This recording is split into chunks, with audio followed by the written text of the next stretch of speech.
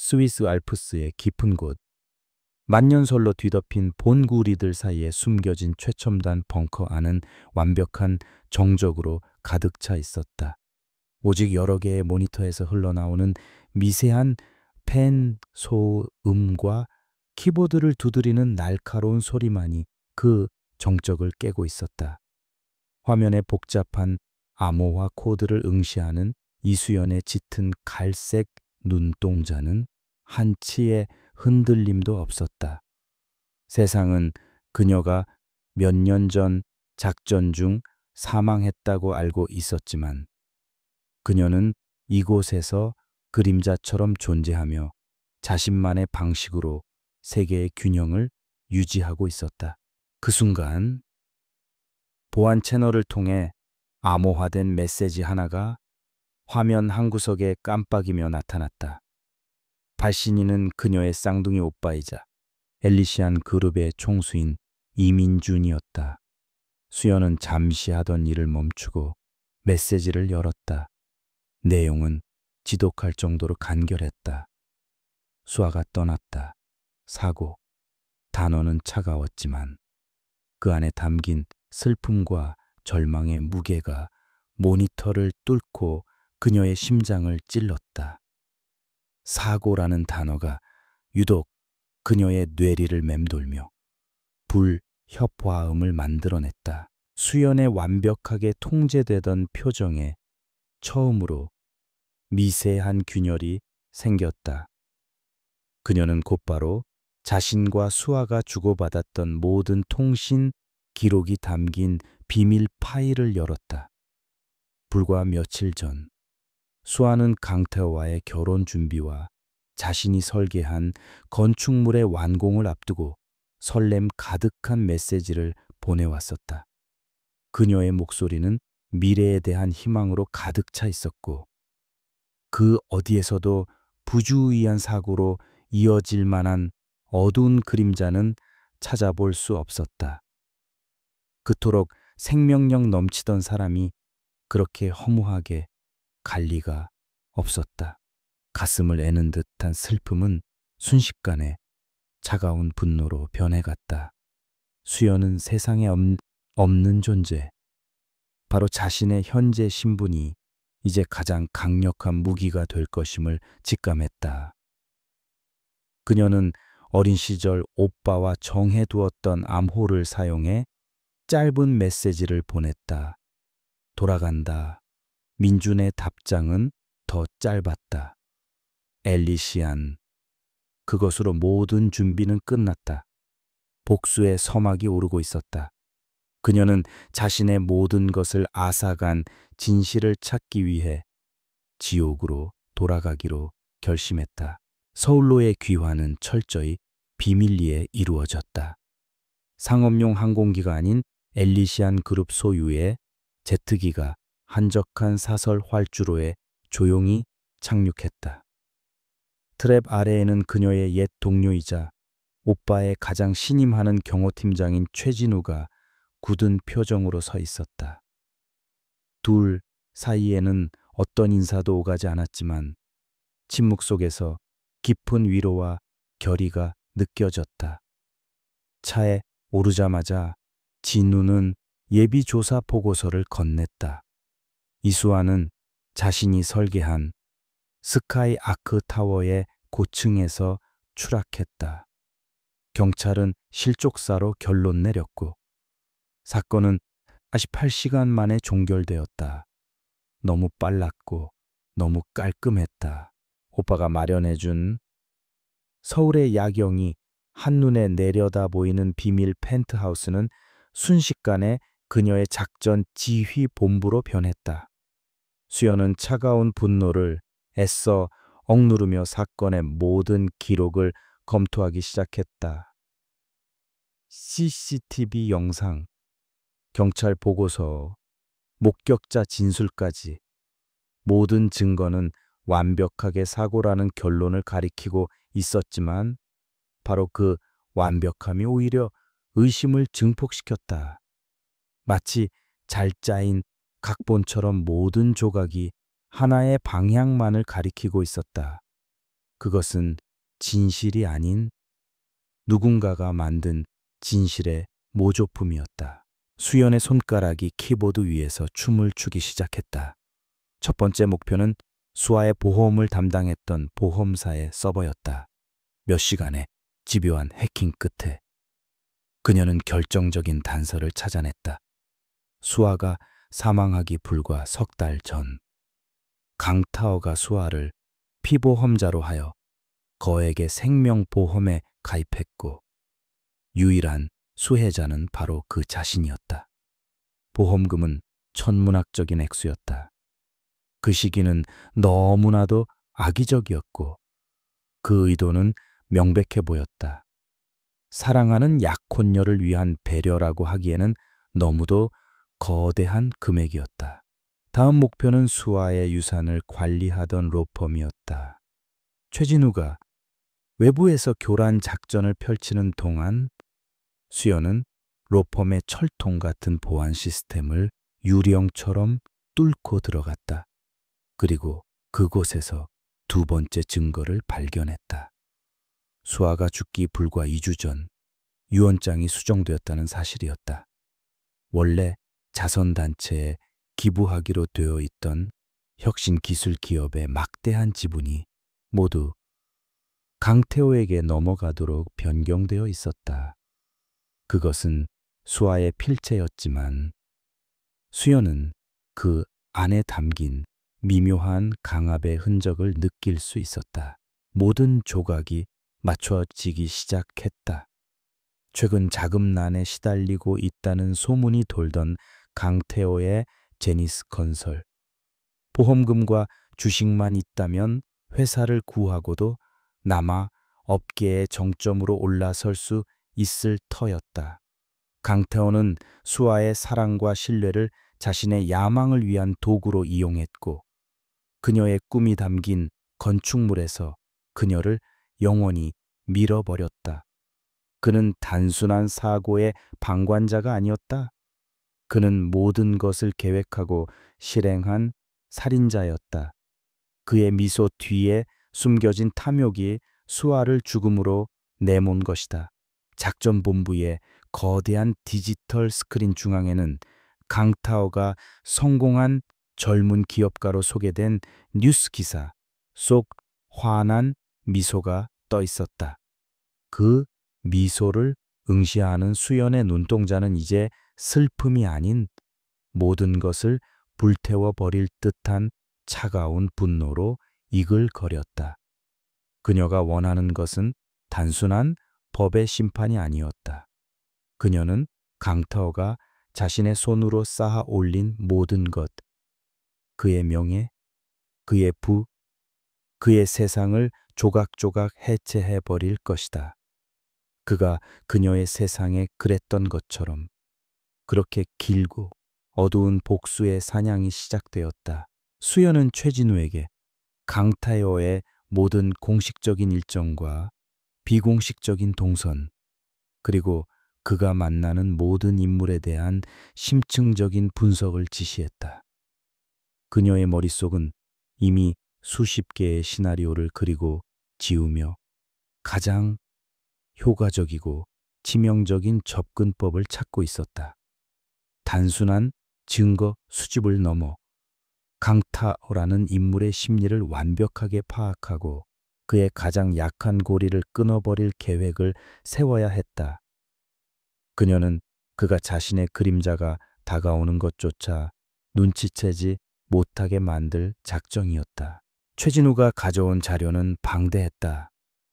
강태호는 대외적으로는 자수성가한 유능한 사업가이자 자선 활동에도 적극적인 인물로 포장되어 있었다.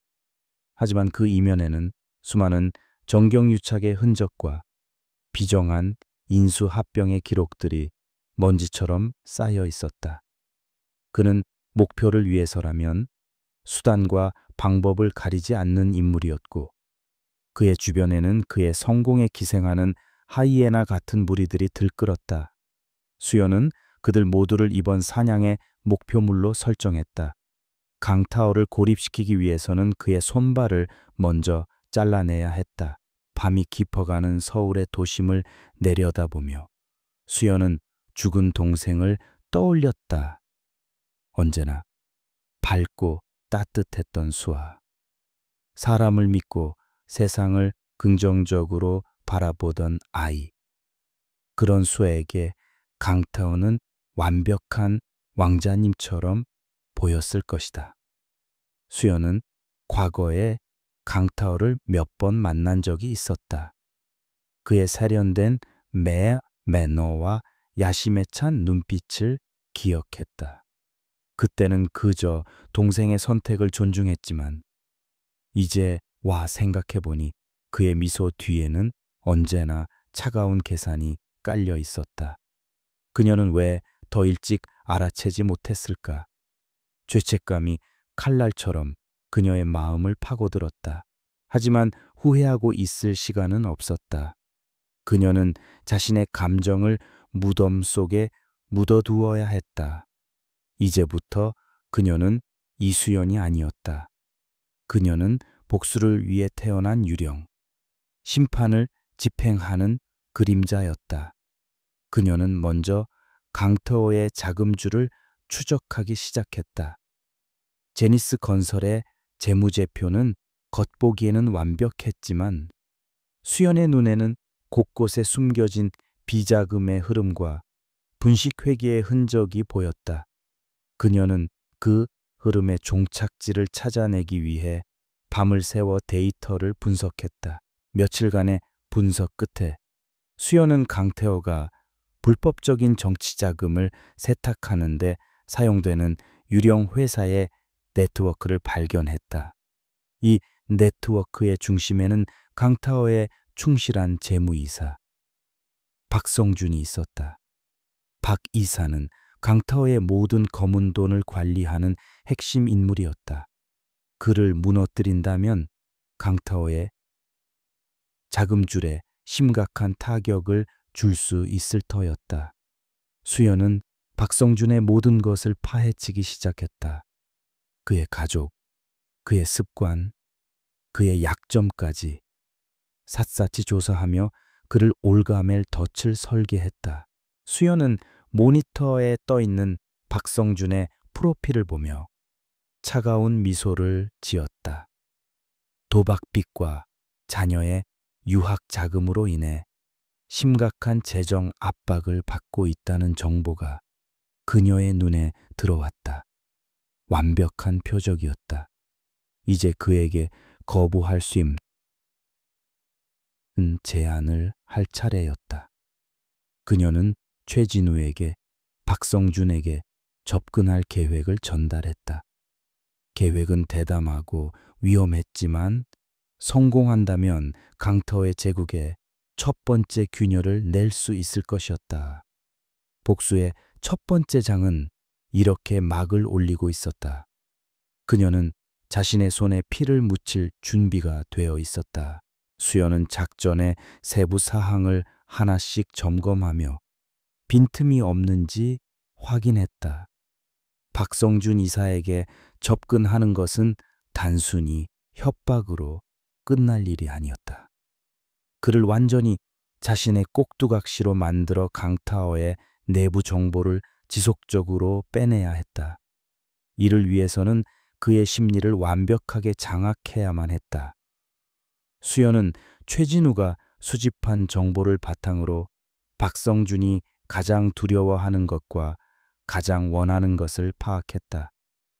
그는 가족의 안위와 자신의 사회적 지위를 잃는 것을 극도로 두려워하고 있었다. 그녀는 박성준의 도박 빚을 대신 갚아주고 그의 자녀가 연루된 작은 문제를 해결해주는 방식으로 접근하기로 결정했다. 처음에는 구원자처럼 다가가 그의 경계심을 무너뜨린 후 그가 강타오의 비자금을 횡령한 증거를 들이밀며 목을 조여올 계획이었다.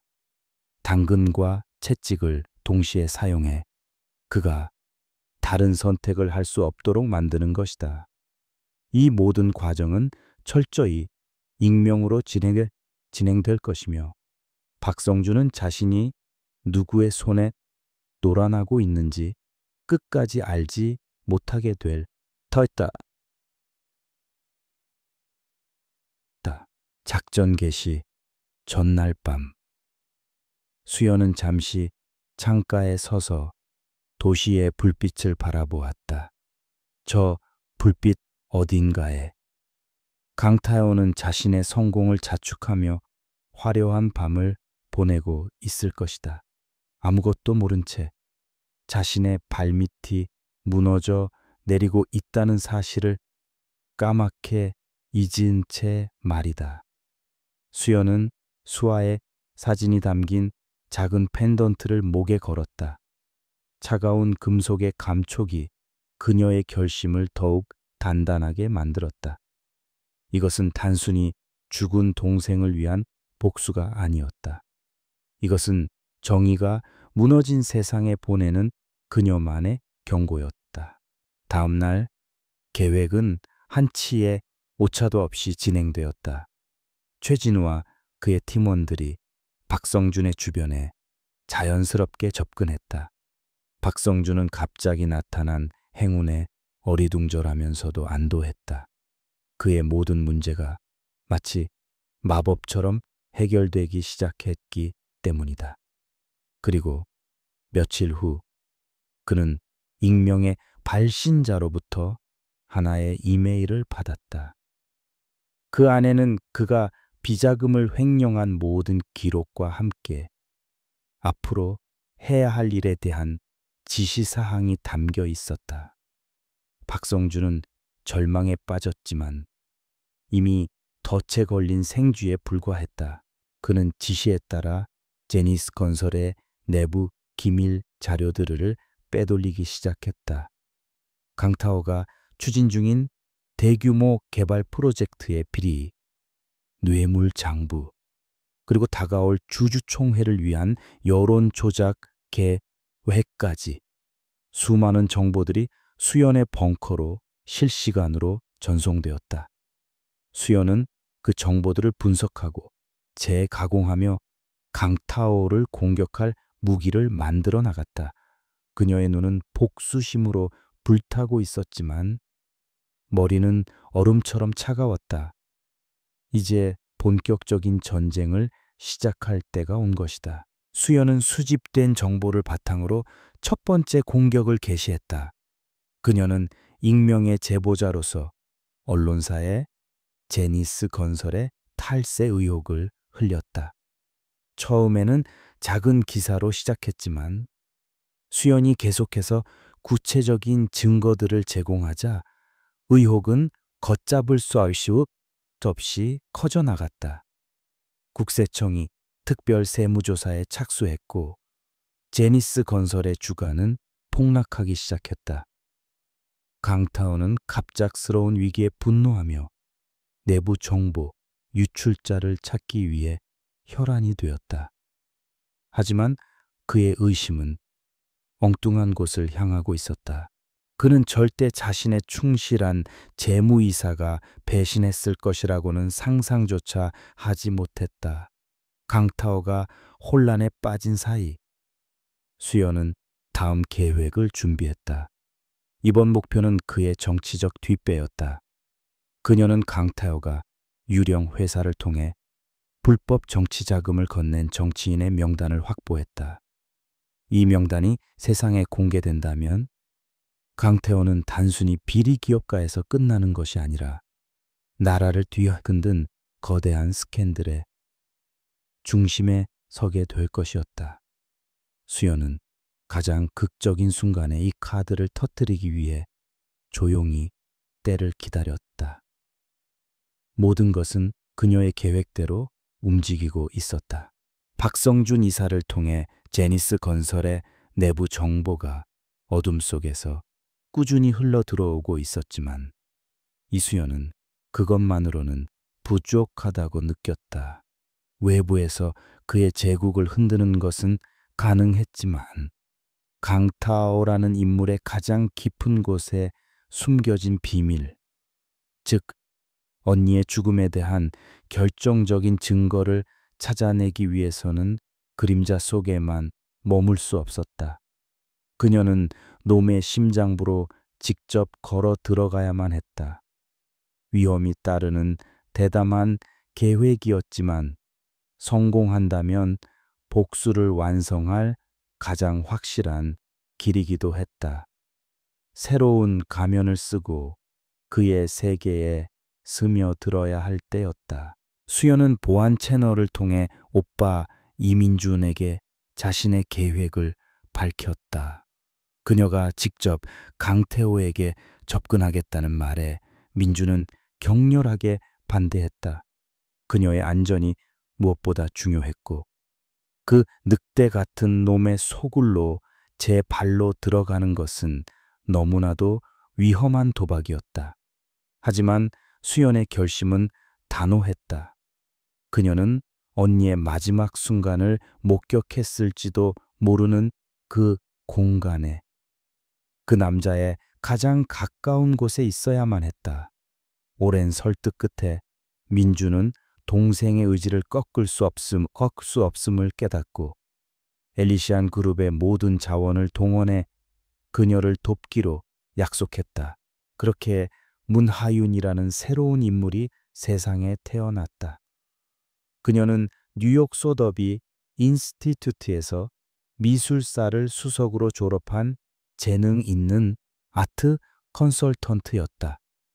미국으로 입양되어 자랐지만 자신의 뿌리를 찾아 한국으로 돌아와 새로운 도전을 시작하는 야심가라는 설정이었다. 가짜 학력 증명서와 졸업장부터 완벽하게 조작된 소셜 미디어 계정까지. 그녀의 과거는 엘리시안 그룹의 전문가들에 의해 흠잡을 데 없이 만들어졌다. 문하윤의 존재는 현실이 되어가고 있었다. 그녀는 이제 이수연이 아닌 문하윤으로 살아가야 했다. 수연의 외적인 변화도 시작되었다. 길었던 머리를 어깨까지 오는 세련된 단발로 잘랐고 활동성을 중시하던 어두운 색의 옷 대신 우아하고 지적인 분위기의 의상들로 옷장을 채웠다. 말투와 걸음걸이, 심지어 앉아있는 자세까지 바꾸며 요원의 흔적을 지워나갔다. 차갑고 효율적인 이수연을 지우고 그 위에 자신감 넘치고 예술적인 감성을 지닌 문하윤을 덧씌우는 과정은 고통스러웠다. 살아있었다면 언니가 분명 좋아했을 법한 인물을 스스로 연기하는 것은 복수를 꿈꾸는 유령인 그녀에게는 가혹한 자기기만이었다. 문하윤의 화려한 데뷔 무대로는 세종 갤러리에서 매년 주최하는 VIP 자선 경매 행사가 선택되었다. 강태호는 알려진 미술 애호가이자 갤러리의 주요 후원자였다. 그는 이 행사를 통해 자신의 문화적 소양을 과시하고 유력 인사들과의 네트워크를 다지는 것을 즐겼다. 특히 올해 경매에는 유명 현대미술가의 희귀 작품이 출품될 예정이었고 정보에 따르면 강태호는 제니스 타워의 로비를 장식하기 위해 그 그림을 반드시 손에 넣으려 할 것이었다. 완벽한 미끼였다. 수연은 익명의 미국인 컬렉터를 대리하는 아트 컨설턴트 자격으로 경매에 참석할 계획을 세웠다. 강태호의 직접적인 경쟁자로 등장해 그의 시선을 사로잡는 것이 목표였다. 최진우와 그의 팀은 물 밑에서 움직이며 그녀의 초청장을 확보하고 신분을 위장하는 작업을 완벽하게 수행했다. 동시에 미술계에 뉴욕에서 온 천재 컨설턴트에 대한 소문을 은밀하게 퍼뜨리며 문하윤의 등장을 위한 판을 깔았다. 모든 준비는 끝났고 이제 막이 오르기만을 기다리고 있었다. 경매 당일 세종 갤러리는 대한민국의 상류층 인사들로 가득 찼다. 화려한 샹들리에 아래 사람들의 낮은 속삭임과 샴페인 잔이 부딪히는 소리가 공간을 채웠다. 그 중심에 문 하윤으로 분한 이수연이 있었다. 그녀는 물 흐르듯 자연스러운 우아함으로 사람들의 시선을 끌었다. 곧이어 그녀의 시야에 목표물 강타워가 들어왔다. 수많은 사람들에게 둘러싸여 여유롭게 미소 짓는 그의 모습을 보자 차가운 분노가 혈관을 타고 흘렀지만 그녀의 얼굴에는 완벽한 가면이 씌워져 있었다. 문제의 그림이 경매에 오르자 장내의 공기가 팽팽해졌다. 시작가가 호명되자마자 가격은 무섭게 치솟았다. 잠시 후 경매는 강타워와 문하윤이 대리하는 익명의 컬렉터 단 두 사람의 싸움으로 좁혀졌다. 수연은 강타워가 예상했던 시장 가격을 훌쩍 뛰어넘도록 의도적으로 가격을 계속해서 끌어올렸다. 그녀의 침착한 태도와 날카로운 베팅 전략은 사람들의 감탄을 자아냈고 동시에 강태호의 심기를 건드렸다. 그는 자신의 영역에 침범한 이 이방인이 누구인지 궁금해하기 시작했다. 바로 그 순간 모두의 예상을 깨고 문하윤은 깨끗하게 경매를 포기했다.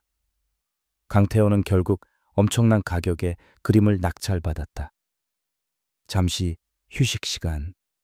예상대로 강태호가 흥미와 짜증이 뒤섞인 표정으로 그녀에게 다가왔다. 대단한 승부욕이시군요. 그가 말을 걸었다. 수연은 차갑고 알 수 없는 미소를 지으며 답했다. 그들은 그림에 대해 이야기하기 시작했고 그녀는 투자의 대상을 넘어선 예술 자체에 대한 깊은 지식을 유감없이 보여주었다. 그녀의 지성과 신비로운 분위기는 강타오를 매료시키기에 충분했다. 대화가 무르익을 무렵 수연은 결정적인 한마디를 던졌다. 그림은 걸작이지만 그 가치는 어떤 공간에 어떻게 놓이느냐에 따라 달라진다고. 그녀는 제니스 타워 로비의 건축 계획을 언뜻 보았는데 그 그림의 가치를 제대로 담아내기에는 부족함이 있어 보인다고 은근히 지적했다. 그것은 그의 자존심에 대한 정면 도전이자 자신의 전문성을 증명하는 계산된 발언이었다. 그녀는 자신의 명함을 건네고는 미련 없이 자리를 떴다. 낚싯바늘은 던져졌고 이제 그가 미끼를 물기만을 기다리면 되었다. 비밀 펜트하우스로 돌아온 수연은 문하균이라는 갑옷을 벗어 던졌다. 극심한 정신적 긴장감이 온몸을 덮쳐왔다. 그녀는 경매장에서의 만남이 녹화된 영상을 몇 번이고 돌려보며 강타오의 미세한 표정 변화 하나까지 분석했다. 그의 눈빛에서 스쳐 지나간 소유욕과 흥미를 그녀는 놓치지 않았다. 그때 모니터 한 구석에 알림이 떴다. 강타오의 비서가 보낸 이메일이었다. 제니스 타워의 아트 컨설팅에 대해 논의하고 싶다는 회의 요청. 가면은 성공적이었다. 그녀는 마침내 적의 성 안으로 들어가는 문을 열었다. 며칠 후 수연은 문하윤의 모습으로 제니스 건설의 심장부 강타오의 사무실로 향했다. 최고급 자재로 마감된 복도를 걷는 내내 그녀는 완벽한 평정을 유지했다.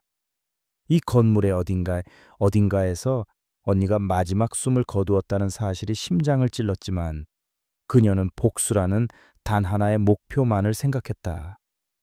강타오의 사무실은 그의 야망을 그대로 보여주는 듯 거대하고 화려했다. 서울 시내가 한눈에 나에려다 보이는 통유리창 앞에 서서 그가 그녀를 맞이했다. 그의 눈에는 경매장에서 보았던 것보다 더 깊은 호기심이 담겨 있었다. 회의는 그의 일방적인 과시로 시작되었다. 그는 자신이 얼마나 대단한 안목을 가졌는지, 그리고 이 제니스 타워가 자신의 왕국을 상징하는 기념비가 될 것인지에 대해 열변을 토했다. 수연은 조용히 그의 말을 들어주며 간간히 예리한 질문을 던져 그의 허영심을 자극했다. 그녀는 그가 단순히 값비싼 예술품을 수집하는 것을 넘어 그것을 통해 자신의 지위를 확인받고 싶어 하는 인물임을 간파했다. 그녀는 바로 그 약점을 파고들기로 마음먹었다. 수연은 자신이 준비해온 프레젠테이션을 시작했다. 그녀는 단순한 그림 배치를 넘어 건축과 예술, 그리고 기업 철학이 어떻게 조화를 이루어야 하는지에 대한 혁신적인 아이디어를 제시했다. 그녀의 제안은 대담하고 구체적이었으며 강타오가 상상했던 것 이상이었다. 그녀는 그의 건물이 단순한 콘크리트 덩어리가 아니라 살아 숨쉬는 예술 작품이 될 수 있다는 비전을 보여주었다. 강태호는 그녀의 전문성과 카리스마에 완전히 압도당했다. 그는 그 자리에서 그녀에게 프로젝트의 총괄을 맡아달라고 제안했다. 계약은 신속하게 이루어졌다. 이제 문하윤, 즉 이수연은 제니스 타워를 자유롭게 드나들 수 있는 권한을 얻었다. 그녀는 언니의 죽음과 관련된 단서를 찾을 수 있는 절호의 기회를 잡은 것이다. 사무실을 나서며 강태호는 만족스러운 미소를 지었다. 그는 자신이 뛰어난 인재를 얻었다고 생각했겠지만 사실 그는 자신의 무덤을 팔 파괴자를 스스로 들인 것이나 다름없었다. 수연의 입계도 희미한 미소가 걸렸다. 이제 본격적인 게임이 시작될 시간이었다. 그날 밤 수연은 제니스 타워의 설계도를 다시 펼쳐보았다. 그것은 언니 수아가 남긴 마지막 작품이었다. 도면의 구석구석에는 수아의 손길과 고민의 흔적이 고스란히 남아 있었다. 수연은 도면을 쓰다듬으며 언니에게 속삭였다. 내가 왔어, 언니. 언니의 꿈을 짓밟은 그놈에게 모든 것을 되돌려 줄게. 그녀의 눈에서는 뜨거운 눈물 대신 차가운 결의가 흘러내렸다.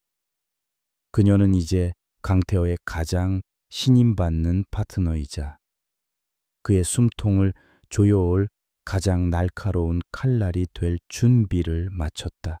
수연은 최진우에게 제니스 타워의 모든 보안 시스템에 대한 접근 권한을 확보하라고 지시했다. 문하윤이라는 합법적인 신분을 이용해 내부에서 교란을 일으키고 최진우가 외부에서 시스템을 장악하는 방식이었다. 그녀의 목표는 건물의 모든 CCTV와 출입 기록, 그리고 강타워의 개인 사무실에 숨겨진 비밀들을 파헤치는 것이었다. 특히 언니가 추락했던 그날, 그 시간의 기록을 반드시 찾아내야만 했다. 삭제되었을 가능성이 높았지만 디지털 세상에 완벽한 삭제란 존재하지 않았다. 그녀는 그 희미한 흔적을 반드시 찾아낼 것이다. 본격적인 컨설팅 업무가 시작되면서 수연은 거의 매일 제니스 타워로 출근했다. 그녀는 강타워와 수많은 회의를 하고 그의 취향과 생각을 파악하며 서서히 그의 신뢰를 얻어갔다. 그녀는 일부러 그의 사적인 영역을 건드리는 질문들을 던지며 그의 반응을 살폈다. 죽은 약혼녀에 대한 이야기를 꺼냈을 때 강태호의 얼굴에는 짧은 애도의 표정이 스쳐 지나갔지만 수연은 그 표정 뒤에 숨겨진 차가운 계산과 안도감을 읽었다. 그는 언니의 죽음을 자신의 성공을 위한 발판으로 여기고 있었다. 그녀는 분노를 억누르며 더욱더 완벽하게 문하윤을 연기했다. 때로는 그의 의견에 동조하고, 때로는 전문적인 식견으로 그의 계획을 더 나은 방향으로 이끌며 그에게 없어서는 안 될 존재가 되어갔다. 강타오는 점점 더 그녀에게 의지하기 시작했다. 그는 문하윤이라는 여자의 지성과 아름다움에 매료되었고, 그녀를 자신의 옆에 두는 것을 당연하게 생각했다. 그는 자신의 가장 위험한 적과 함께 춤을 추고 있다는 사실을 꿈에도 알지 못했다. 수연의 거미줄은 그렇게 조용하고 촘촘하게 그를 옭아매고 있었다. 문하윤이라는 가면 뒤에 숨은 이수연은 이제 제니스 건설의 심장부인 제니스 타워를 합법적으로 드나들 수 있는 완벽한 신분을 얻었다. 강타오의 절대적인 신뢰를 얻은 그녀는 아트 컨설팅이라는 명목 아래 건물의 모든 공간을 제 집처럼 돌아다녔다.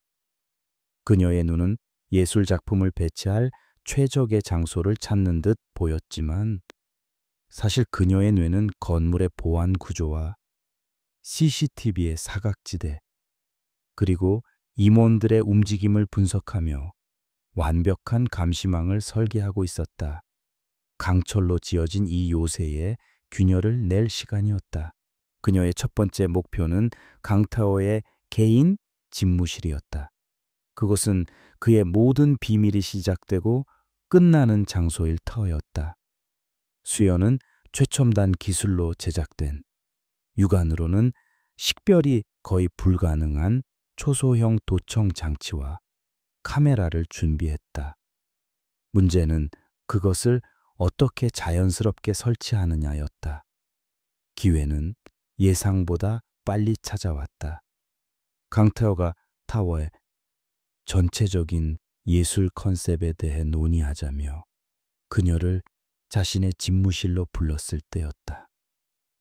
그녀는 일부러 복잡한 조명 설계를 제안하며 전문가의 현장 답사가 필요하다는 명분을 만들어냈다. 며칠 후 수연은 자신의 팀원들을 조명 전문가로 위장시켜 집무실로 들였다. 강타오가 다른 회의로 잠시 자리를 비운 사이 수연은 감시 역할을 맡았고, 팀원들은 일사불란하게 움직였다. 책상 아래, 고급스러운 그림 액자 뒤, 그리고 천장의 환풍구까지 단 몇 분 만에 모든 감시 장비가 흔적도 없이 설치되었다. 심장이 터질 듯이 뛰었지만 그녀의 표정은 얼음처럼 차가웠다.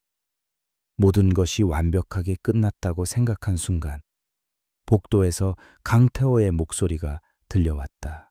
팀원들은 순식간에 작업을 마무리하고 원래의 업무를 보는 척 연기했다. 잠시 후 문이 열리고 강태호가 들어섰다.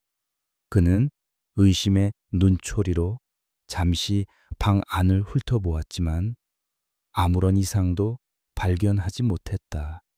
그의 시선이 수연에게 머물렀다. 일은 잘 되어갑니까?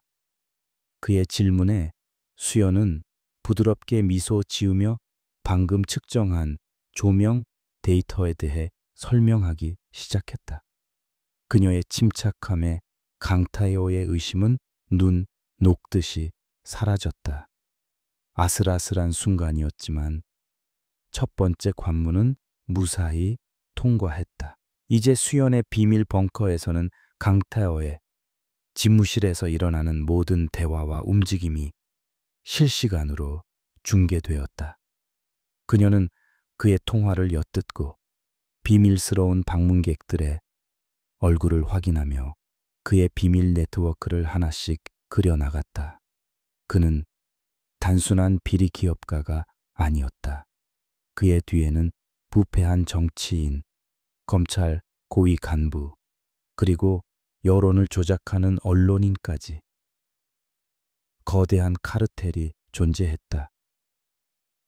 언니의 죽음은 단순히 돈 때문이 아니라 어쩌면 이 거대한 비밀을 지키기 위한 희생양이었을지도 모른다는 끔찍한 가설이 그녀의 머릿속을 스쳐 지나갔다. 감시망이 성공적으로 구축되면서 박성준 이사로부터 얻는 정보의 가치는 더욱 높아졌다. 수연은 도청을 통해 얻은 내부 정보를 이용해 박 이사에게 더 구체적이고 위험한 자료들을 요구했다. 하지만 압박이 심해질수록 박 이사는 점점 더 불안정한 모습을 보였다.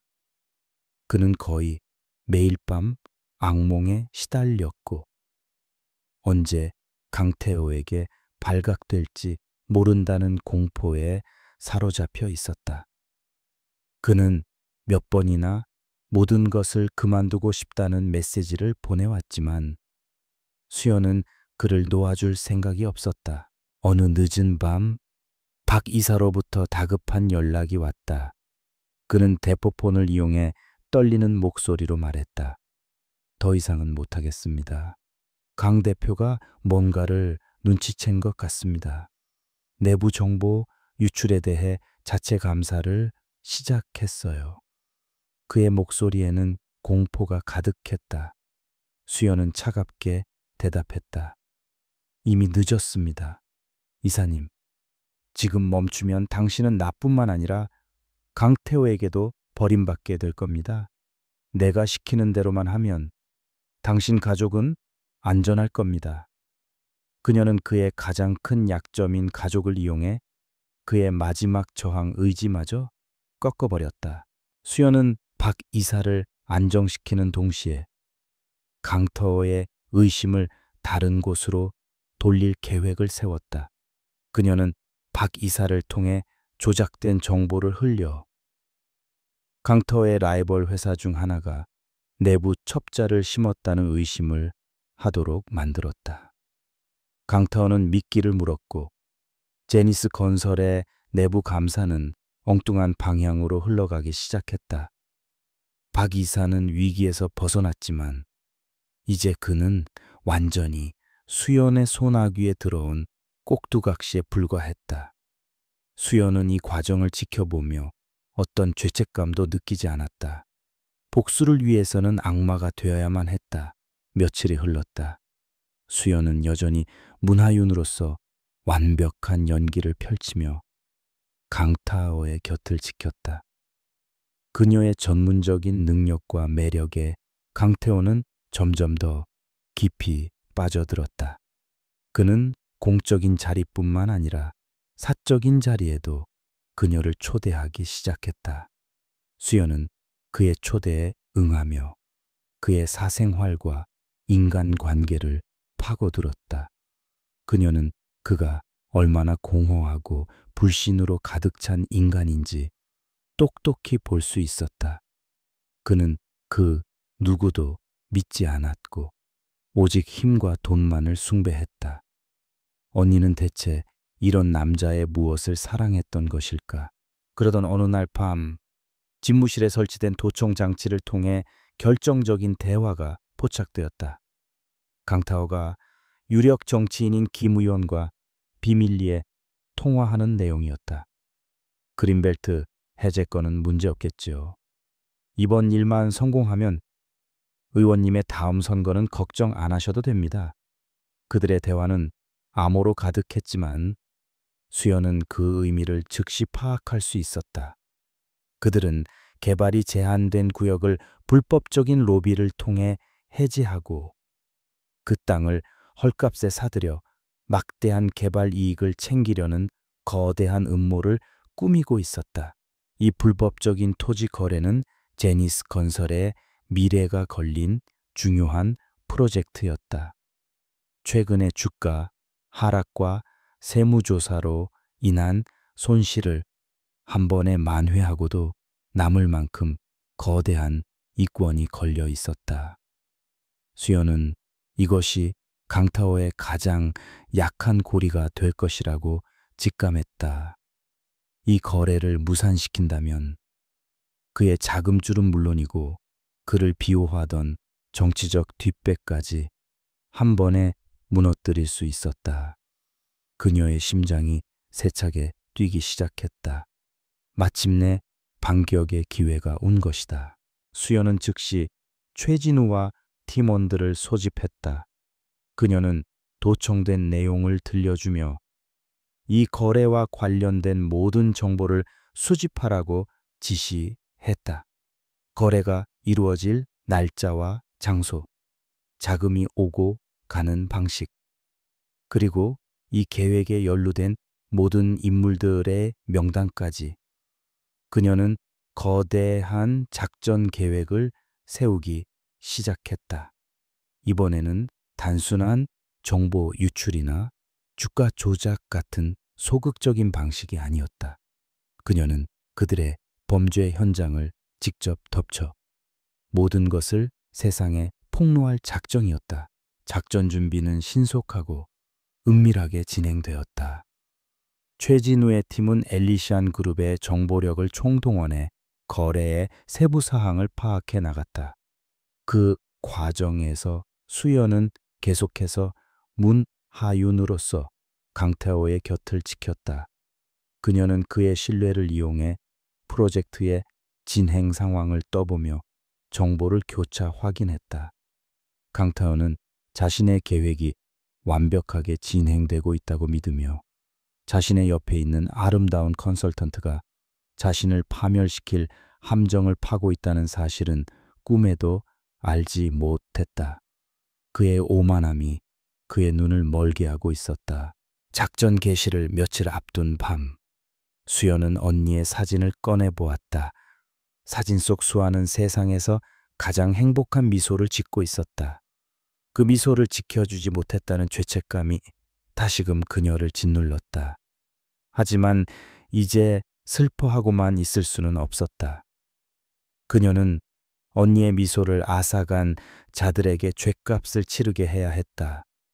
그녀는 사진을 가슴에 품고 다짐했다. 조금만 기다려. 언니, 내가 모든 것을 제자리로 돌려놓을게. 그녀의 눈은 복수의 불꽃으로 그 어느 때보다 뜨겁게 타오르고 있었다. 강철 요새의 균열은 이제 걷잡을 수 없이 뒤잡을 수 없이 벌어지고 있었다. 그림자들의 게임이 시작되었다. 강태호와 김 의원의 불법적인 그린벨트 거래 계획을 파악한 이수연은 그의 제국을 무너뜨릴 가장 강력한 무기를 손에 쥐었다. 이제는 단순히 정보를 수집하고 약점을 파고드는 수준을 넘어 그들이 짜놓은 판 자체를 뒤엎어야 했다. 그녀는 치밀하게 짜인 작전 계획을 세웠다. 목표는 단 하나. 강태호가 가장 중요하게 생각하는 이 거래를 그의 눈앞에서 산산조각내고 그 파편이 그의 목을 겨누는 칼날이 되게 만드는 것이었다. 작전의 핵심은 박성준 이사였다. 그는 강태호의 자금 흐름을 꿰뚫고 있는 유일한 인물이었기에 이번 작전에서도 그의 역할은 절대적이었다. 수연은 그에게 새로운 지령을 내렸다. 거래 자금이 오고 가는 과정을 교묘하게 조작하여 모든 책임이 최종적으로 김 의원에게 향하도록 서류를 꾸미라는 것이었다. 또한 거래 직전에 경쟁사의 익명으로 정보를 흘려 판을 흔들고 부패하지 않은 소신 있는 검색에 결정적인 증거를 제보하는 임무도 그에게 맡겼다. 박성준은 거의 패닉 상태에 빠졌다. 이것은 단순한 정보 유출을 넘어 대한민국을 뒤흔들 수 있는 거대한 범죄에 직접 가담하는 일이었다. 그는 수연에게 애원했다. 이것만은 할 수 없습니다. 이건 자살 행위입니다. 하지만 수연의 목소리는 강철처럼 차가웠다. 선택의 여지는 없습니다, 이사님. 이 일이 성공하면 당신과 당신 가족이 해외로 떠날 수 있는 새로운 신분과 자금을 마련해 주겠습니다. 하지만 실패하거나 배신한다면 당신의 모든 비리 자료가 강타오와 검찰에 동시에 넘어갈 겁니다. 그녀는 그의 목에 걸린 밧줄을 더욱 세게 조였다. 달콤한 약속과 끔찍한 협박 사이에서 박성준은 결국 무너졌다. 그는 공포에 질린 채 수연의 지시를 따르기로 했다. 수연은 그의 눈에서 영혼이 파괴되어 가는 것을 보았지만 한치의 동요도 없었다. 목표를 위해서는 기꺼이 악마가 되어야 했다. 그녀는 그를 자신의 복수를 위한 가장 날카로운 체스 말로 사용하고 있었다. 그림자들의 게임에는 희생이 따르는 법이었다. 작전이 진행되는 동안 수연은 문하윤으로서 강태호의 곁을 더욱더 밀착해서 지켰다. 그녀는 그의 신뢰를 얻기 위해 아트 컨설팅 프로젝트에 더욱 몰두하는 척 연기했다.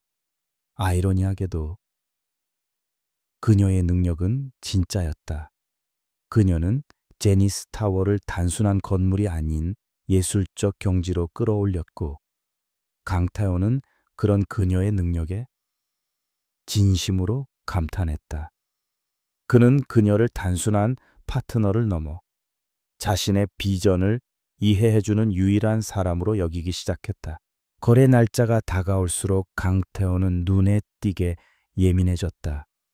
거대한 성공을 눈앞에 둔 흥분과 혹시 모를 실패에 대한 불안감이 그의 안에서 충돌하고 있었다. 어느 늦은 밤, 그는 자신의 집무실에서 수연과 단둘이 위스키를 마시며 속내를 털어놓았다. 그는 창밖에 야경을 바라보며 나지막이 말했다. 이 프로젝트만 성공하면 나는 누구도 무시할 수 없는 위치에 오르게 될 겁니다. 아무도 나를 함부로 대하지 못하겠죠. 그의 목소리에는 지독한 야망과 함께 깊은 결핍이 느껴졌다. 그 순간 강태원은 수연에게서 죽은 약혼녀 수아의 모습을 보았다. 수아도 이 야경을 보는 걸 좋아했죠. 그녀는 이 타워가 사람들에게 꿈을 주는 공간이 되길 바랐습니다. 어쩌면 내가 그 꿈을 너무 비즈니스적으로만 생각하는지도 모르겠군요. 그는 드물게 약한 모습을 보였다.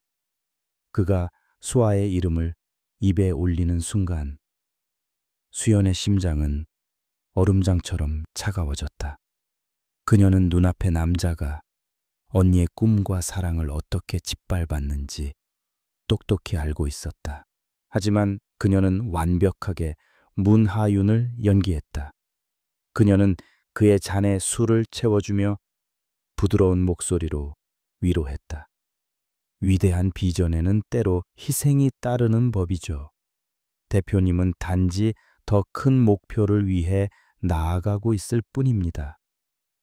그녀의 말에 강태호는 깊은 위안을 얻는 듯 했다.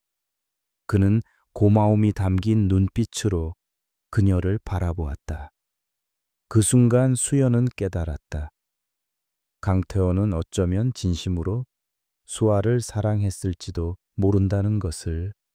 하지만 그의 뒤틀린 야망이 그 사랑마저 집어삼켜버린 괴물이 되었다는 것을. 강타오와의 만남이 끝나고 비밀 셔틀로 돌아온 수연은 가면을 벗어 던졌다. 완벽하게 통제되던 그녀의 평정심에 균열이 가기 시작했다. 그녀는 언니가 사랑했던 남자의 희미한 흔적과 그를 파멸시켜야 하는 자신의 임무 사이에서 극심한 혼란을 느꼈다. 복수라는 감정은 명확했지만 그 과정에서 마주하게 되는 인간의 복잡한 감정들은 그녀를 지치게 만들었다. 그녀는 자신이 점점 더 차가운 괴물이 되어가고 있음을 느꼈다. 하지만 멈출 수는 없었다. 이 길의 끝에서 언니의 영혼이 기다리고 있을 테니까. 작전 개시일이 밝았다. 모든 것은 계획대로 움직이고 있었다. 박성준은 밤새 작업하여 조작된 자금 거래 내역을 시스템에 입력했고, 최진우의 팀은 경쟁사의 익명으로 내부 정보를 흘렸다. 동시에 이번 사건을 파헤칠 정의로운 검사로 알려진 한지훈 부장검사의 책상 위에 모든 증거가 담긴 서류 봉투가 놓였다. 이제 모든 배우는 무대 위로 올라왔고, 함정은 작동하기 시작했다. 수연은 자신의 벙커에서 수십 개의 모니터를 통해 실시간으로 상황을 지켜보고 있었다. 강타원은 거래 장소로 향하며 승리를 확신하고 있었다.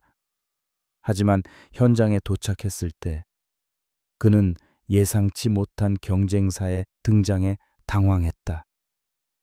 갑작스러운 경쟁 입찰로 인해 거래는 복잡해지기 시작했고, 판도는 걷잡을 수 없이 커졌다. 강태호는 분노했지만 이 프로젝트를 포기할 수는 없었다.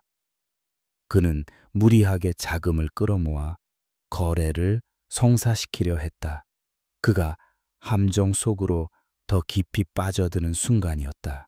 바로 그때 한지훈 검사가 이끄는 검찰 수사관들이 현장을 덮쳤다. 제니스 건설의 불법 토지 거래 및 뇌물 공여 혐의로 현장을 압수수색하겠습니다. 한 검사의 차가운 목소리가 울려 퍼졌다. 강타오의 얼굴은 하얗게 질렸다. 그는 자신이 완벽하게 통제하고 있다고 믿었던 세상이 한순간에 무너져 내리는 것을 목격했다. 그는 필사적으로 자신의 정치적 뒷배인 김 의원에게 연락을 시도했지만 이미 그는 꼬리 자르기를 당한 후였다. 수연은 모니터를 통해 모든 상황을 지켜보고 있었다. 강태호가 절망에 빠져 무너지는 모습을 보면서도 그녀의 표정에는 어떤 변화도 없었다. 이것은 시작에 불과했다. 그녀는 그의 돈과 권력뿐만 아니라 그가 가진 모든 것을 빼앗을 작정이었다. 언니의 목숨값은 그렇게 간단하게 치를 수 있는 것이 아니었다. 그림자들의 게임에서 첫 번째 승리는 그녀에게 돌아갔다. 하지만 진짜 전쟁은 이제부터 시작이었다. 그녀는 다음 수를 준비하기 위해 조용히 체스 말을 옮겼다. 검찰의 급습으로 불법 토지 거래 현장은 아수라장이 되었다. 그날 저녁 모든 뉴스 채널은 제니스 건설과 김 의원의 거대한 부패 캔들을 헤드라인으로 보도했다. 제니스 건설의 주가는 개장과 동시에 폭락했고, 수십 년간 쌓아 올린 강태호의 명성은 하루아침에 땅으로 곤두박질쳤다. 그는 긴급 체포되어 조사를 받았지만 아직 남아있는 연줄과 유능한 변호인단 덕분에 일단은 구속을 면한 채 풀려났다. 하지만 그의 가장 강력한 방패막이었던 김 의원은 이미 그를 버린 후였다. 회사로 돌아온 강태호는 상처 입은 맹수와 같았다. 그의 눈은 분노와 배신감으로 이글거렸고, 완벽하게 통제되던 그의 세상에 균열이 생긴 것을 인정할 수 없었다. 이것은 단순한 정보 유출이 아니었다. 누군가가 자신의 모든 계획을 꿰뚫어보고 가장 치명적인 순간에 함정을 판 것이 분명했다. 그는 이성을 잃고 집무실의 모든 것을 부수기 시작했다. 값비싼 예술품과 가구들이 그의 분노 앞에 속수무책으로 파괴되었다. 그의 왕국이 외부가 아닌 내부의 적에 의해 무너지고 있다는 사실이 그를 미치게 만들었다. 광기가 지나간 후 차가운 이성이 그의 머리를 지배했다. 그는 즉시 잔인하고 무자비하기로 소문난 사설 보안업체를 고용해 내부에 쥐새끼를 색출하라는 명령을 내렸다. 용의선상에 오른 모든 임직원들은 예외 없이 강도 높은 조사를 받았다.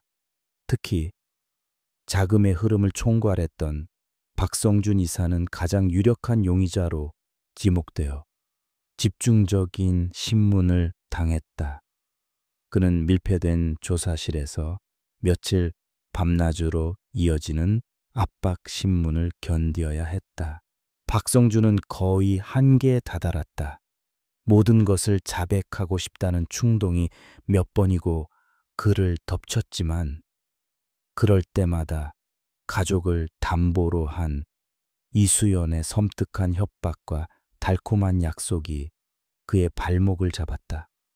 그는 가까스로 이성을 붙잡고 수연이 미리 알려준 대로 라이벌 회사에 매수된 다른 임원을 범인으로 지목하며 의심의 화살을 돌렸다.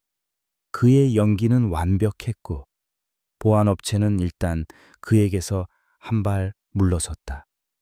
하지만 강타오의 의심이 완전히 사라진 것은 아니었다.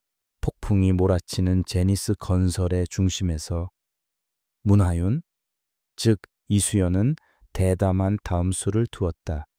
모두가 강타오의 눈치를 보며 몸을 사리고 있을 때 그녀는 혼자서 그의 집무실 문을 열고 들어갔다. 그녀는 어설픈 위로를 건네는 대신 냉철한 전략가의 모습으로 그에게 다가갔다. 그녀는 이번 사태를 위기가 아닌 기회로 규정했다. 부패한 부분을 도려내고 더 강하고 투명한 기업으로 거듭날 수 있는 절호의 기회라는 것이었다. 그녀는 밤을 새워 만든 위기 관리 보고서를 그의 책상 위에 올려놓았다. 보고서에는 언론 대응 전략, 주주들을 안정시킬 방안, 그리고 검찰 조사에 대비하는 법적 절차까지 완벽하게 정리되어 있었다. 강태호는 처음에는 그녀를 의심했지만 보고서의 날카로움과 대담함에 점차 빠져들었다.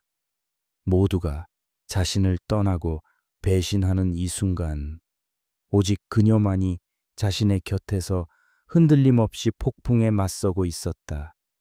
그는 자신도 모르는 사이 그녀를 유일하게 믿을 수 있는 아군으로 여기기 시작했다. 이것은 수연에게 있어 가장 위험한 도박이었다. 강태호의 신뢰를 얻는다는 것은 사자의 입안으로 직접 머리를 집어넣는 것과 같았다. 그는 그녀에게 위기 관리의 정원을 맡겼지만 그의 의심 많은 눈은 한시도 그녀에게서 떨어지지 않았다. 그는 대화 중에 교묘하게 함정 질문을 던지며 그녀를 떠보았다. 하윤 씨는 미국에서도 이런 일을 처리해 본 경험이 있나? 그는 과거 제니스 건설의 기밀이었던 재무 관련 데이터를 언급하며 그녀의 반응을 살폈다. 수연은 한치의 망설임도 없이 완벽하게 대답했다. 그녀는 엘리시안 그룹의 전문가들이 만들어준 문하윤의 과거 경력을 바탕으로 월스트리트의 비정한 기업 전쟁에서 살아남은 경험을 실감나게 풀어놓았다. 그녀의 대답에는 어떤 빈틈도 없었고 강타오는 자신의 의심이 과민 반응이었을 뿐이라고 생각하며 마음을 놓았다. 수연은 또 한 번 아슬아슬한 고비를 넘겼지만 살얼음판을 걷는 듯한 긴장감은 계속되었다. 위기 관리 작업을 명분으로 수연은 회사의 메인 서버실에 접근할 권한을 얻었다. 언니의 죽음과 관련된 데이터를 확보하기 위한 마지막 퍼즐 조각이었다. 그녀는 데이터 보안 강화 작업을 핑계로 서버실에 들어갔다.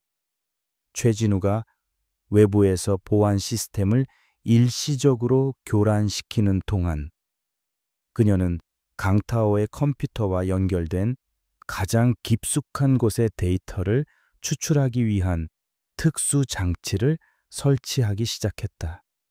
모든 것이 순조롭게 진행되는 듯했다. 하지만 그 순간 강타오가 새로 고용한 보안 팀장이 예고 없이 서버실 순찰에 나섰다. 복도 끝에서 그의 발소리가 들려왔고 수연에게는 피할 곳이 없었다. 그녀는 거대한 서버 렉 뒤에 몸을 숨겼다. 심장이 미친 듯이 뛰었지만 그녀는 숨소리조차 죽였다. 보안팀장은 서버실 내부를 꼼꼼히 살핀 후 별다른 이상이 없다고 판단했는지 무전으로 보고하고는 자리를 떴다. 수연은 몇 분이 지나서야 참았던 숨을 몰아쉬었다. 죽음의 문턱까지 갔다 온 기분이었다. 위기를 넘긴 수연은 작업을 마무리하고 서버실을 빠져나왔다. 이제 그녀의 벙커에서는 제니스 건설의 모든 데이터가 실시간으로 백업되고 있었다. 그 안에는 분명 언니의 죽음에 대한 진실이 숨겨져 있을 터였다. 그녀는 승리를 예감했지만 동시에 불안감도 커져갔다. 강타오라는 남자는 생각보다 훨씬 더 교활하고 집요했다.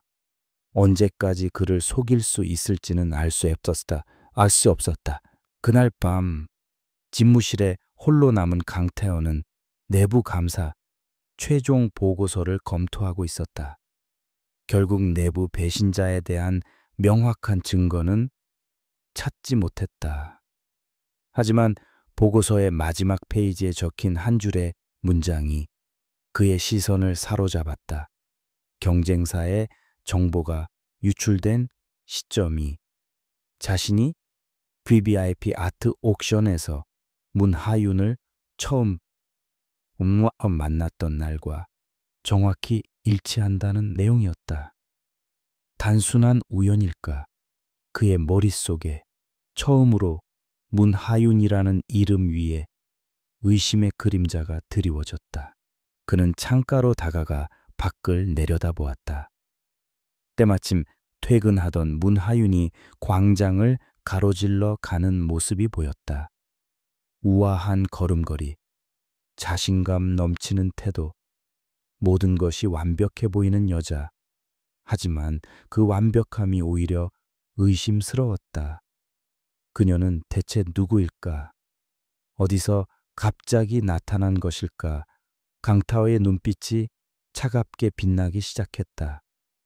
제니스 건설을 덮친 폭풍은 외부가 아닌 바로 자신의 가장 가까운 곳에서 시작되었을지도 모른다는 끔찍한 예감이 그의 온몸을 덮쳤다. 강타오의 마음속에 피어난 의심의 씨앗은 하룻밤 사이에 맹독을 품은 덩굴처럼 자라났다. 그는 더 이상 문하윤이라는 여자를 온전히 신뢰할 수 없었다. 그는 자신이 고용한 보안팀장에게 비밀리에 지시를 내렸다. 문하윤의 모든 것을 파헤치라고.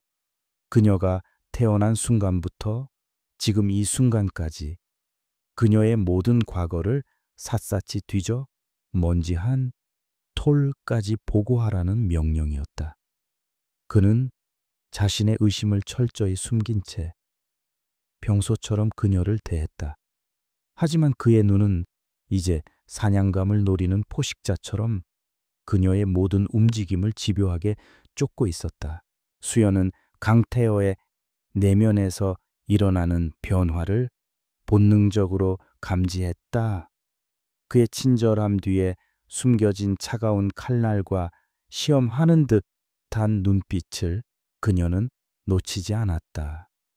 그가 자신에 대한 조사를 시작했다는 확신은 없었지만 분위기가 달라졌다는 것만은 분명했다. 시간이 없었다. 강타오가 방역의 기회를 잡기 전에 그를 완전히 무너뜨릴 결정적인 한 방을 날려야 했다. 그녀는 서버에서 추출한 데이터와 박성준 이사에게서 받은 자료를 종합해 제니스 건설의 거대한 비자금 장부를 완성했다. 그 장부에는 수십 년간 축적된 검은 돈의 흐름과 로비 자금으로 사용된 내역, 자금 세탁에 동원된 유령 회사의 명단, 그리고 뇌물을 받은 정치인과 공무원들의 이름까지 빽빽하게 적혀 있었다. 이것은 단순한 비리 장부가 아니었다. 대한민국의 부패한 권력층을 통째로 뒤흔들 수 있는 판도라의 상자였다. 수연은 최진우가 구축해 놓은 복잡한 보안망을 통해 끈질기기로 유명한 한 탐사보도 전문 기자에게 이 모든 자료를 익명으로 제보했다. 며칠 후 대한민국은 발칵 뒤집혔다. 언론 보도는 핵폭탄급 파장을 일으켰다. 불법 토지 거래 스캔들은 이 거대한 비자금 스캔들에 비하면 작은 전초전에 불과했다. 제니스 건설이 수십 명의 유력 인사들을 돈으로 관리해 왔다는 사실이 드러나자 국민적 분노가 들끓었다. 여론에 떠밀린 검찰은 특별 검사팀을 꾸려 즉시 수사에 착수했다. 이제 강타월을 향한 수사망은 더 이상 피할 수 없는 거대한 그물이 되어 그의 숨통을 조여오고 있었다. 비자금 스캔들이 터지자 강타워의 곁에 남아있던 마지막 동맹들마저 침몰하는 배에서 뛰어내리는 쥐떼처럼 그를 버리고 떠나기 시작했다. 은행들은 대출 자금을 회수했고 파트너사들은 계약을 파기했으며 그의 돈을 받았던 정치인들은 앞다투어 그를 비난하는 성명을 발표했다. 그의 제국은 이제 걷잡을 수 없이 무너져 내리고 있었다. 그는 완전히 고립되었고 사방에서 날아드는 공격에 속수무책으로 당할 수밖에 없었다. 바로 그때 문하윤의 뒷조사를 하던 보안팀장으로부터 보고가 올라왔다.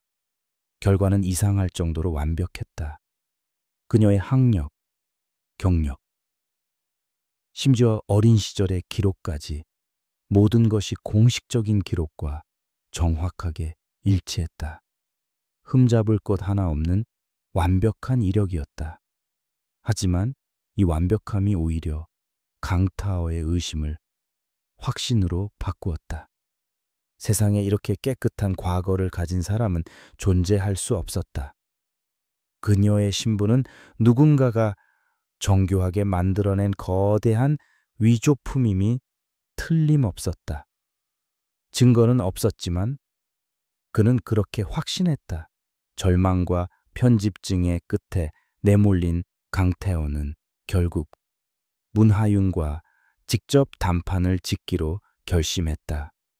그는 늦은 밤 그녀를 자신의 집무실로 불렀다. 사무실 안의 공기는 칼날처럼 날카로운 긴장감으로 가득했다. 그는 모든 위선적인 가면을 벗어던졌다. 당신? 대체 누구지? 그의 목소리는 위험할 정도로 차분했다.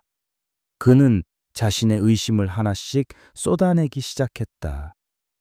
그녀가 나타난 완벽한 타이밍, 흠잡을 데 없는 과거, 그리고 마치 모든 것을 알고 있었다는 듯 자신에게 필요했던 모든 것을 제공했던 그녀의 기묘한 능력까지. 수연의 심장이 발밑으로 떨어지는 듯 했다. 하지만 그녀의 얼굴에는 당혹감과 깊은 상처를 받은 표정이 완벽하게 연출되었다. 그녀는 분노에 찬 목소리로 그가 자신을 모욕하고 있다고 소리쳤다. 지금껏 대표님 곁에서 모든 폭풍을 함께 맞선 건 저였습니다. 그런데 이제 와서 모든 실패의 책임을 저에게 돌리는 겁니까?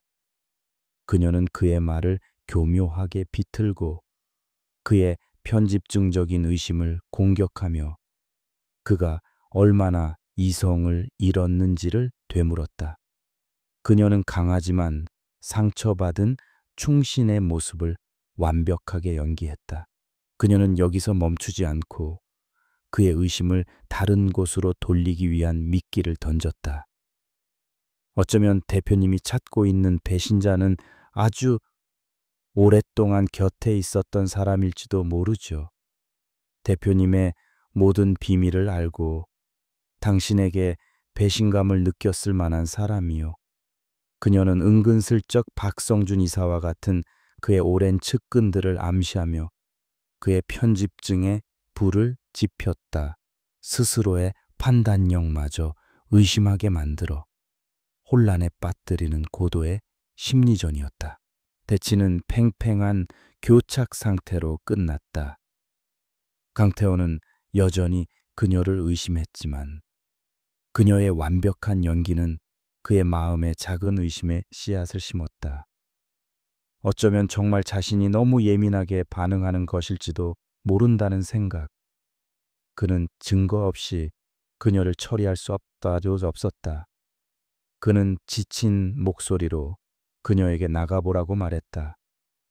둘 사이의 신뢰는 완전히 산산조각 났다.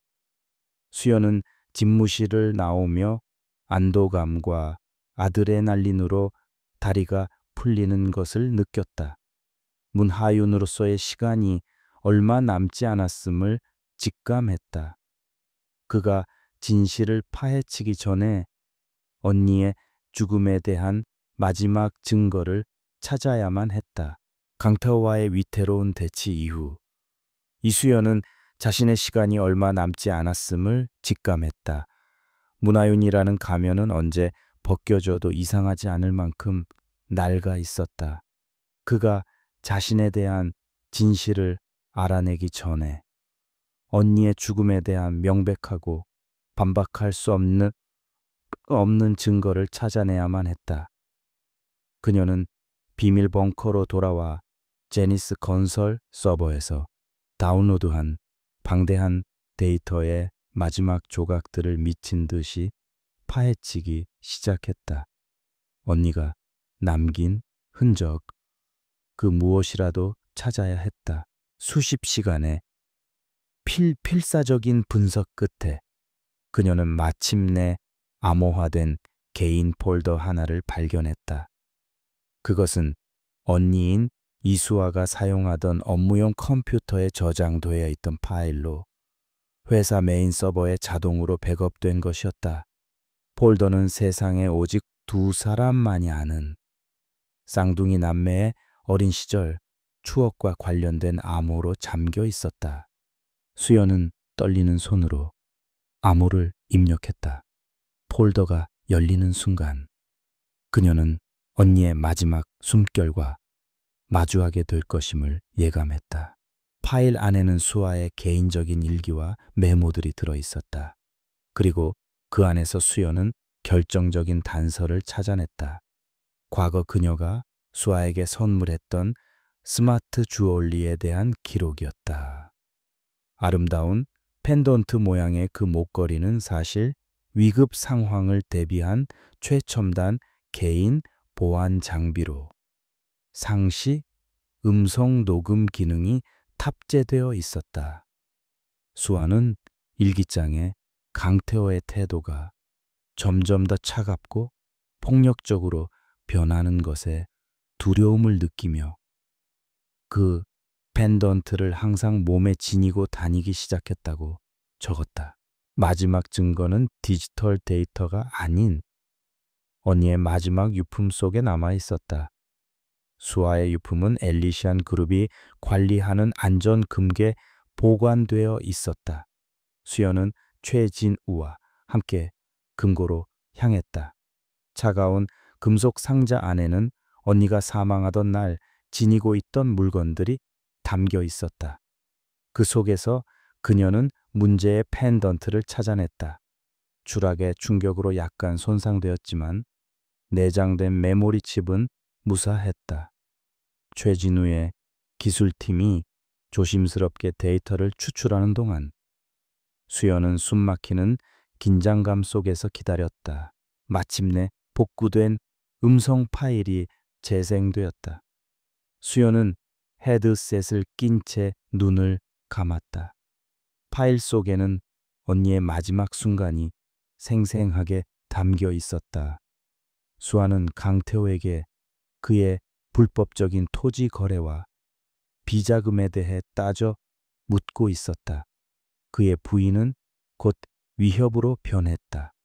몸싸움을 벌이는 격렬한 소리, 언니의 절박한 비명, 그리고 마침내 그녀를 난간 너머로 밀어버리며 내뱉는 강태호의 얼음처럼 차가운 마지막 한마디가 녹음되어 있었다.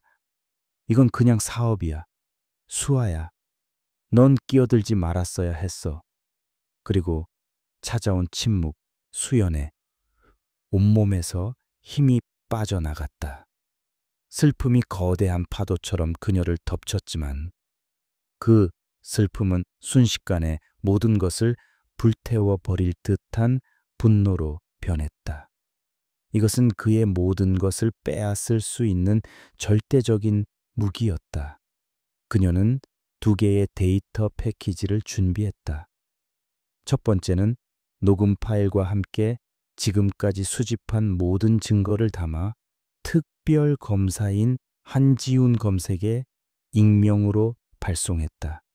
2번째는 오직 녹음 파일만을 담아 오빠인 이민준에게 보냈다.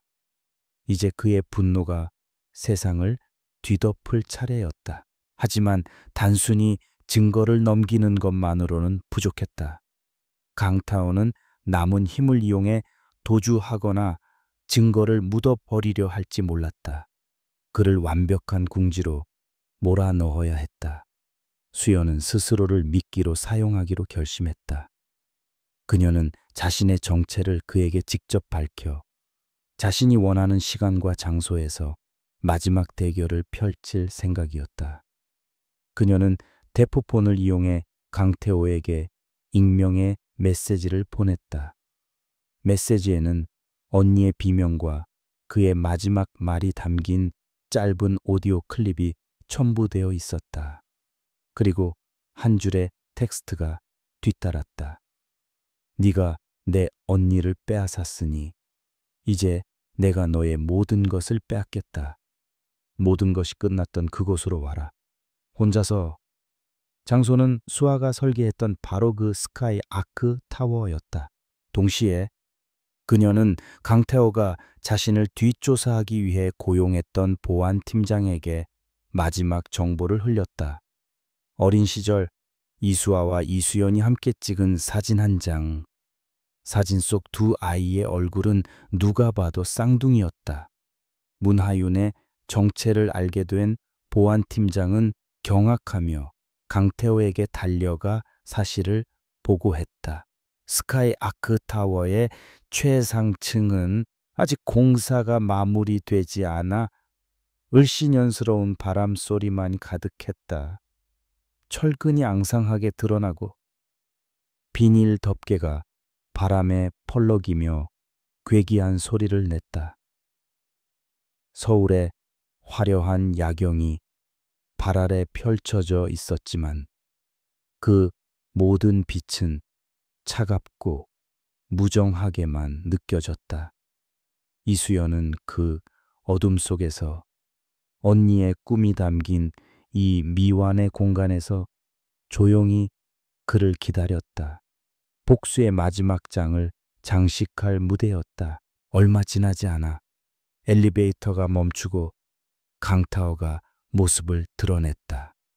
그의 얼굴에서는 더 이상 세련된 CEO의 모습을 찾아볼 수 없었다.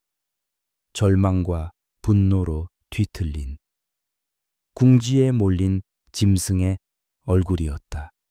그는 어둠 속에 서 있는 수연의 실루엣을 발견했다. 대결은 폭력이 아닌 말로 시작되었다. 그는 원망과 변명, 그리고 뒤틀린 자기 합리화가 뒤섞인 독을 쏟아냈다. 그 애가 내 앞길을 막지만 않았어도 전부 우리를 위한 일이었어. 그는 마지막까지 자신의 죄를 인정하지 않았다. 하지만 수연은 그의 변명에 조금도 흔들리지 않았다. 그녀는 얼음처럼 차가운 목소리로 그의 오만한 자아를 조각조각 해체하기 시작했다. 그녀는 살인죄뿐만 아니라 그의 배신, 그의 탐욕, 그리고 그의 공허한 내면까지 수주간의 감시를 통해 알게 된 그의 모든 것을 거론하며 그의 가장 깊은 불안감을 찔렀다. 넌 야망 때문에 언니를 죽인 게 아니야. 언니의 강인함과 올곧음이 두려웠던 거지. 넌 처음부터 언니에게 어울리는 남자가 아니었어. 그녀의 마지막 한마디가 그의 남은 자존심을 산산조각 냈다. 말문이 막힌 강타오는 결국 이성을 잃었다. 그는 품속에서 권총을 꺼내 수연을 향해 격발했다. 탕 총성이 밤의 정적을 깨뜨렸다. 하지만 수연은 이미 그의 움직임을 예측하고 있었다. 그녀는 수년간의 훈련으로 다져진 몸을 날려 콘크리트 기둥 뒤로 몸을 숨겼다. 총알이 그녀가 서 있던 자리를 스쳐 지나가며 불꽃을 튀겼다. 어둡고 미로 같은 공사 현장에서 숨막히는 추격전이 시작되었다. 강태현은 닥치는 대로 총을 쏘아대며 이성을 잃고 날뛰었다. 반면 수연은 어둠과 지형지물을 이용해 완벽하게 자신을 숨기며 포식자처럼 움직였다. 그녀에게는 총이 없었지만 언니의 설계도를 통해 이 공간의 모든 구조를 꿰뚫고 있었다.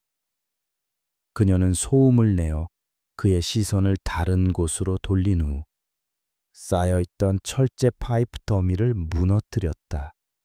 그가 당황하는 순간 그녀는 그림자처럼 그의 배후로 접근했다. 순식간에 거리가 좁혀지고 잔혹한 육탄전이 벌어졌다. 힘에서는 강타오가 앞섰지만 속도와 기술, 그리고 정교함에서는 수연이 압도적이었다. 그녀는 그의 팔을 꺾어 총을 떨어뜨리게 만들었다. 싸움은 건물의 가장자리, 바로 언니가 떨어졌던 그 장소까지 이어졌다. 잠시 강타오가 그녀를 밀어붙이며 끔찍한 과거가 되풀이될 것 같은 순간이 찾아왔다. 하지만 수연은 그의 힘을 역이용하여 몸을 회전시키며 그의 균형을 무너뜨렸다. 그녀의 완벽한 기술에 강타오의 몸이 공중에서 균형을 잃고 바닥으로 내동댕이 쳐졌다. 그의 팔이 부러지는 고통스러운 소리가 울려 퍼졌다. 모든 것이 끝났다. 수연이 쓰러진 강타오를 차갑게 내려다보는 순간 아래층에서부터 요란한 사이렌 소리가 들려오기 시작했다. 잠시 후 무장한 경찰 특공대원들이 들이닥쳐 현장을 장악했다. 그들의 손전등 불빛이 어둠을 갈랐다. 경찰들 사이로 오빠인 이민준이 모습을 드러냈다. 그의 얼굴에는 안도감과 함께 가족을 파멸시킨 남자를 향한 차가운 분노가 서려 있었다. 한지훈 검사 역시 현장에 도착했다. 그의 손에는 결정적인 증거물인 펜던트가 들려 있었다. 강타오는 모든 것을 잃은 표정으로 말없이 수갑을 찼다. 그가 경찰에게 끌려가며 마지막으로 수연과 눈이 마주쳤다. 그녀의 눈에는 승리감 대신 오직 거대하고 차가운 공허함만이 자리하고 있었다. 복수는 끝났다. 하지만 그 대가는 너무나도 컸다. 강터가 사라진 후 수연은 홀로 남아 언니의 미완성된 걸작 위에서 서울의 야경을 내려다보았다. 차가운 밤바람이 그녀의 얼굴을 스쳤다. 그때까지 완벽하게 감정을 통제하던 그녀의 뺨 위로 마침내 뜨거운 눈물 한 줄기가 조용히 흘러내렸다. 그것은 슬픔의 눈물이자 길고 길었던 복수의 끝을 알리는 마침표였다. 이제 그녀는 유령으로서의 삶을 끝내고 다시 한번 자신의 삶을 살아가야 했다. 강태호의 체포는 단순한 한 기업가의 몰락이 아니었다. 그것은 대한민국 사회의 가장 어둡고 부패한 부분을 드러낸 거대한 지진의 시작이었다. 이수연이 터뜨린 판도라의 상자는 걷잡을 수 없이 열렸고 그 안에서 쏟아져 나온 괴물들은 수많은 권력자들을 집어삼켰다. 제니스 건설은 청산 절차에 들어갔고 강타오와 연루되었던 정치인, 검찰 고위 간부, 언론인들이 줄줄이 소환되어 조사를 받았다. 대한민국은 전례 없는 부패 스캔들에 휩싸여 한동안 경랑에서 헤어나오지 못했다. 재판은 세간의 뜨거운 관심 속에서 진행되었다. 강태원은 마지막까지 최고의 변호인단을 고용해 발버둥 쳤지만 이수연이 제공한 증거는 너무나도 명백하고 압도적이었다. 특히 이수아의 마지막 순간이 담긴 음성 파일이 법정에서 재생되었을 때 방청석에서는 탄식이 터져 나왔고 배심원들은 고개를 숙였다. 강태호는 결국 살인, 뇌물 공여, 횡령, 주가 조작 등 수십 개의 혐의로 무기징역을 선고받았다. 그의 제국은 그렇게 한 줌의 재가 되어 역사 속으로 사라졌다. 복수는 끝났다. 목표는 달성되었고 정의는 실현되었다. 하지만 이수연의 마음 속에는 승리감 대신 거대한 공허함만이 남았다. 몇 달 동안 그녀의 삶을 지탱해 주었던 복수라는 뜨거운 기둥이 사라지자 그녀는 마치 허공에 떠 있는 유령처럼 방향을 잃었다. 아드레날린과 긴장감이 빠져나간 자리에는 극심한 정신적 피로감과 감정의 잔해들만이 뒹굴었다. 그녀는 비밀 벙커에 홀로 남아 텅 빈 모니터들을 보며 며칠을 보냈다. 그녀는 지난 몇 달간의 자신을 되돌아보았다.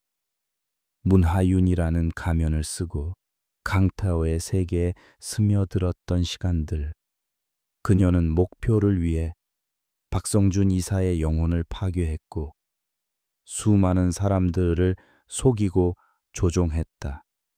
그녀는 강타오라는 괴물을 잡기 위해 기꺼이 그보다 더 차갑고 계산적인 괴물이 되었다. 그녀의 손에는 피가 묻지 않았지만 그녀의 영혼에는 지울 수 없는 상처가 남았다. 이것이 복수의 대가였다. 어느 맑은 가을날 수연은 마침내 벙커를 나섰다. 그녀가 향한 곳은 언니 이수아가 잠들어 있는 한적한 수목장이었다. 따스한 햇살이 나무집 사이로 부서져 내리고 있었고 바람이 스칠 때마다 나무집들이 조용히 속삭이는 듯했다. 그녀는 언니의 이름이 새겨진 작은 명패 앞에 섰다. 그녀는 아무 말도 하지 못하고 한참을 그 자리에 서 있었다. 수많은 감정들이 폭풍처럼 그녀의 내면에서 휘몰아쳤다. 언니, 나 왔어. 마침내 그녀의 입에서 잠긴 목소리가 흘러나왔다. 다 끝났어. 그 사람, 죗값을 치렀어. 그녀는 나무에 기대앉아 지난 몇 달간 있었던 모든 일들을 조용히 털어놓기 시작했다. 마치 언니가 바로 옆에서 듣고 있는 것처럼 그녀가 어떻게 문하윤이 되었는지, 강타오를 어떻게 속였는지, 그리고 그 과정에서 얼마나 외롭고 힘들었는지. 그녀의 목소리는 처음에는 담담했지만 점차 가늘게 떨려오기 시작했다. 그녀는 강타오에 대한 이야기도 했다. 그가 얼마나 뒤틀리고 공허한 인간이었는지, 그리고 그의 야망이 어떻게 그를 괴물로 만들었는지. 그녀는 문득 언니가 그 남자의 어떤 면을 사랑했는지 궁금해졌다. 어쩌면 언니는 그의 차가운 가면 뒤에 숨겨진 연약함을 보았던 것일지도 모른다. 그리고 그 연약함을 자신의 사랑으로 감싸주고 싶었던 것일지도. 하지만 그 결과는 비극이었다. 내가 한 일이 옳은 일이었을까, 언니? 수연은 허공에 물었다.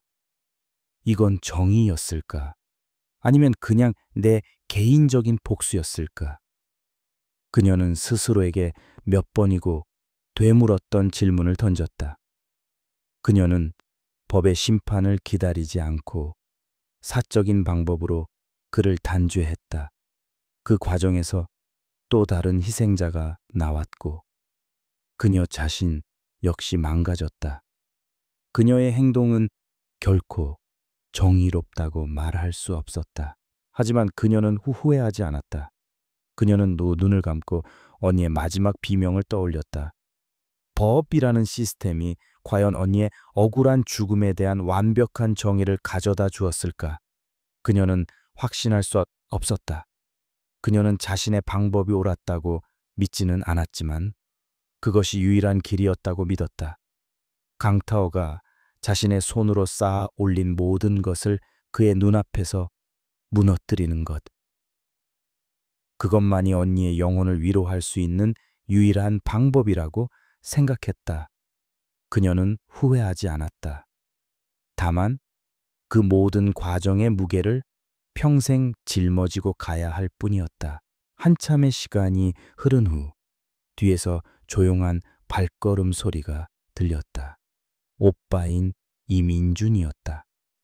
그는 동생의 옆에 조용히 앉았다. 둘 사이에는 오랫동안 침묵이 흘렀다. 민준은 동생의 어깨를 가만히 감싸 안았다. 그 따뜻한 온기에 수연은 마침내 참고 있던 눈물을 터뜨렸다. 그녀는 어린아이처럼 오빠의 품에 안겨 한참을 울었다. 복수를 위해 강철처럼 단단하게 굳어있던 그녀의 마음이 녹아내리는 순간이었다. 눈물이 그친 후 민준이 입을 열었다. 이제 다 끝났다. 수연아, 이제 그만 그림자 속에서 나와. 세상은 네가 생각하는 것보다 따뜻할지도 몰라. 그는 그녀에게 새로운 삶을 제안했다. 엘리시안 그룹의 보안팀을 맡아달라는 것이었다.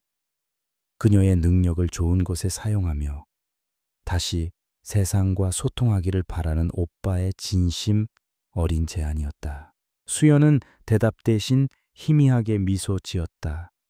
아직은 대답할 준비가 되지 않았다. 그녀는 자신에게 시간이 더 필요하다는 것을 알았다. 복수의 상처는 생각보다 깊었고 그 상처가 아물기까지는 오랜 시간이 걸릴 터였다. 하지만 그녀는 더 이상 혼자가 아니었다. 그녀의 곁에는 그녀를 이해하고 지지해주는 가족이 있었다. 해가 저물고 수목장에는 고요한 어둠이 내리기 시작했다. 수연은 자리에서 일어났다. 그녀는 마지막으로 언니의 명패를 부드럽게 쓰다듬었다. 편히 쉬어. 언니, 이제 내가 언니 목까지 열심히 살아볼게. 그녀의 목소리에는 슬픔과 함께 새로운 시작을 향한 작은 희망이 섞여 있었다. 그녀는 오빠와 함께 천천히 언덕을 내려왔다. 등 뒤로 지는 노을이, 길고 길었던 복수의 여정이 마침내 끝났음을 알리고 있었다.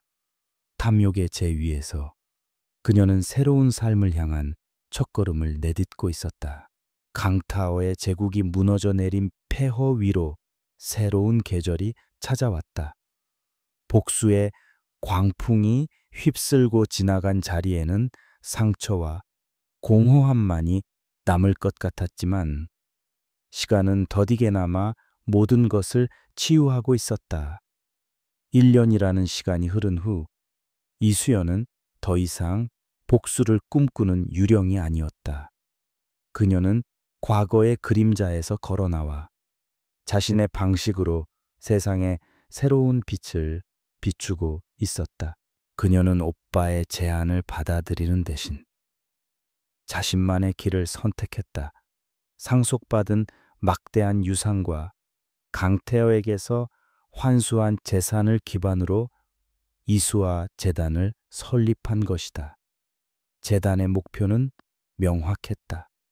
거대 기업의 범죄와 부패로 인해 모든 것을 잃고 고통받는 피해자들을 돕는 것. 강터의 탐욕 아래 이름 없이 쓰러져간 수많은 사람들처럼 법의 보호를 받지 못하는 약자들을 위한 방패가 되어주는 것이었다. 재단 개소식 날, 수연은 수많은 카메라, 플래시 앞에서 담담하게 연설을 했다. 그녀의 모습에서는 더 이상 문하윤의 날카로운 우아함이나 과거 요원의 차가운 모습을 찾아볼 수 없었다. 대신 깊은 상처를 딛고 일어선 생존자의 강인함과 타인의 아픔에 공감하는 따뜻함이 느껴졌다. 그녀는 파괴가 아닌 재건을, 복수가 아닌 치유를 이야기했다. 그녀의 목소리는 나지막했지만 그 안에 담긴 진심은 그 어떤 외침보다도 강력한 울림을 주었다. 그녀의 새로운 역할은 수많은 도전과 마주해야 했다. 그녀는 재단을 찾아온 피해자들의 이야기를 몇 시간이고 들어주었다. 그들의 눈물과 절망 속에서 그녀는 언니의 죽음뿐만 아니라 세상에 만연한 수많은 비극을 보았다. 그녀는 과거의 전략가적 기질과 정보 분석 능력을 이제 그들을 돕는 데 사용했다. 최진우와 그녀가 새롭게 꾸린 팀은 피해자들을 위한 법률 지원, 심리 상담, 그리고 경제적 자립을 돕는 체계적인 시스템을 구축해 나갔다. 어느 날 재단 사무실에 예기치 못한 손님이 찾아왔다. 감형을 받고 출소한 후 수연이 약속대로 마련해준 새로운 신분으로 살아가고 있는 박성준 전 이사였다. 그는 수연 앞에 깊이 고개를 숙였다. 그의 얼굴에는 과거의 공포와 불안 대신 오랜 짐을 내려놓은 듯한 평온함이 깃들어 있었다. 그는 두려움 때문이 아니라 진심으로 감사 인사를 전하기 위해 찾아왔다고 말했다. 당신은 내 인생을 망가뜨렸지만 동시에 나를 구원했습니다. 그가 조용히 입을 열었다. 나는 평생을 강태호 대표의 그림자 속에서 죄책감과 두려움에 갇혀 살았죠. 하지만 당신 덕분에 그 모든 것을 끊어내고 비로소 내 인생을 정직하게 다시 시작할 기회를 얻었습니다. 그의 고백에 수연은 아무 말도 하지 않았다. 그녀의 행동이 낳은 복잡한 결과였다. 그녀는 한 사람을 파멸시켰지만 역설적으로 그를 해방시킨 셈이었다. 이수아가 설계했던 스카이아크 타워는 마침내 완공되었다. 엘리시안 그룹이 프로젝트를 인수한 후 건물은 수아타워라고 라는 새로운 이름으로 다시 태어났다. 수연은 완공된 타워를 처음으로 찾았다. 과거 문하윤으로서 그를 유혹했던 로비는 이제 수아재단이 후원하는 신진 작가들의 작품이 전시된 아름다운 공공 미술관으로 변해 있었다. 언니의 꿈은 강타워의 더러운 야망이 아닌 순수한 예술과 시민들을 위한 공간으로 마침내 실현된 것이다. 그녀는 전망대로 올라가 오빠 민준과 재회했다. 두 사람은 난간에 기대어 노을지는 서울의 풍경을 한참 동안 바라보았다. 민준이 먼저 침묵을 깼다. 많이 변했구나. 수연아. 이제 내 얼굴에서 평화가 느껴져. 수연은 희미하게 미소 지었다. 복수는 내게 과거를 끝낼 힘을 줬지만 지금 내가 하는 일은 내게 미래를 살아갈 이유를 주고 있어. 오빠. 그녀는 마침내 언니를 기억하는 가장 좋은 방법을 찾았다. 어둠이 아닌 빛으로, 복수가 아닌 희망으로. 해가 완전히 지고 도시의 불빛들이 별처럼 반짝이기 시작했다. 수연은 홀로 남아 새벽이 오는 것을 기다렸다. 동쪽 하늘이 서서히 밝아오며 거대한 도시를 새로운 빛으로 물들이는 광경을 그녀는 조용히 지켜보았다. 그것은 단순한 하루의 시작이 아니었다. 길고 어두웠던 밤이 끝나고 그녀의 인생에 새로운 새벽이 밝아오고 있음을 알리는 신호였다. 그녀는 더 이상 과거에 얽매이지 않았다. 그녀는 시면을 들여다보았고 그곳에서 살아 돌아왔다. 영혼이 변해버렸지만 마침내 자유로워졌다. 복수는 끝났지만 그녀의 이야기는 이제부터가 진짜 시작이었다. 떠오르는 태양을 바라보는 그녀의 눈에는 미래에 대한 조용한 결의와 희망이 가득 담겨 있었다. 새로운 새벽은 도시뿐만 아니라 그녀에게도 찾아온 것이었다.